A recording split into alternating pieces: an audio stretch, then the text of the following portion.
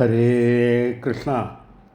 മനുഷ്യൻ എന്നും കുറച്ച് സമയമെങ്കിലും എല്ലാ കാര്യങ്ങളിൽ നിന്നും വിട്ടുമാറി ആരും ശല്യപ്പെടുത്താത്ത വിധം തനിച്ചിരുന്ന് തനിക്ക് ശരിക്കും നല്ലതും ഹിതമായതും മാത്രമായ കാര്യങ്ങൾ എന്തൊക്കെയാണ് എന്ന് ചിന്തിക്കുക തന്നെ വേണം.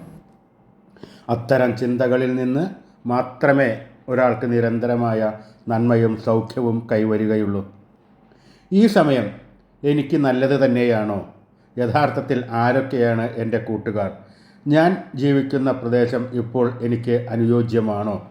എൻ്റെ വരുമാനവും ചിലവുകളും തമ്മിൽ കൂട്ടിമുട്ടുന്നുണ്ടോ? യഥാർത്ഥത്തിൽ ഈ ഞാൻ ആരാണ്? എനിക്ക് എത്ര കഴിവുകളുണ്ട്? ഇക്കാര്യങ്ങളൊക്കെ വീണ്ടും വീണ്ടും ആലോചിച്ച് നോക്കുന്നത് നല്ലതാണ്. ഈ ആലോചന നമ്മുടെ ജീവിതത്തിൽ നല്ലതേ വരുത്തുകയുള്ളൂ. ഹരേ ഗുരുവായൂരപ്പ ശരണം.